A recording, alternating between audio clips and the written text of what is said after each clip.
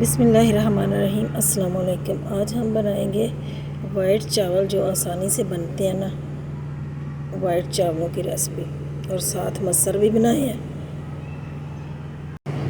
तो चलो चलते हैं। ये है दाल मैंने बनाई है, साबुत मसर। तो इसको लगाते हैं, लहसुन का तड़का लगाया और ज़ीरे का।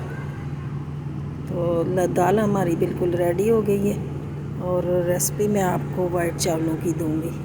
एक तरफ रखते हैं, दूसरी तरफ ये कढ़ाई में तेल शामिल किया है और इसमें बारीक बारीक स्लाइस कटे हुए प्याज थोड़े से डालें। इसको थोड़ा सा फ्राई करना है। फ्राई करके तो उसमें डालेंगे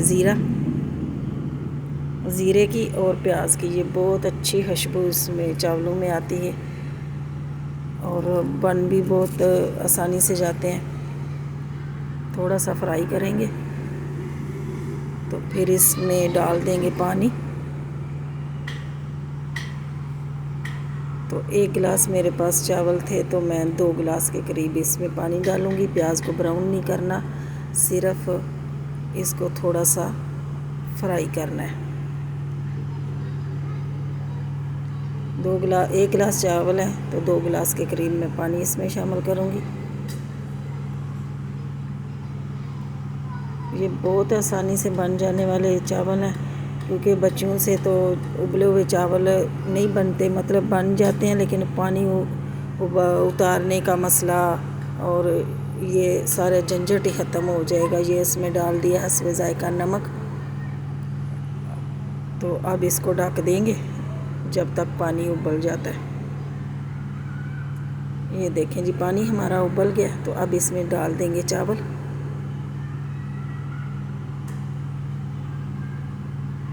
चावल डाल के तो इसके कर देंगे थोड़ा सा मिक्स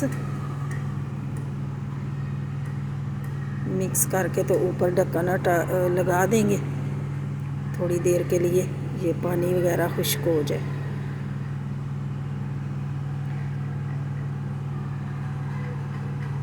ये देखिए पानी खुश्क हो चुका है, थोड़ा सा पानी रह गया।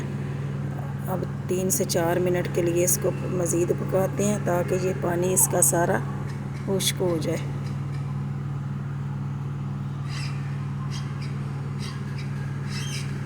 पानी इसका सारा खुश्क हो चुका है। तो अब इसको 10 मिनट के लिए दम लगा देंगे। 5 मिनट के लिए लगा दें, अगर चावल कच्चे हैं तो 10 मिनट के लिए लगा दें।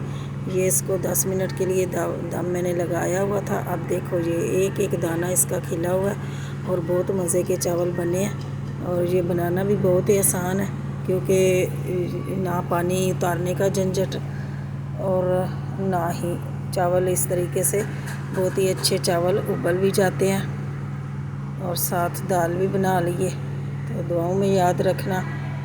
फिर मिलूँगी ऐसी आसान ही रेसिपी के साथ।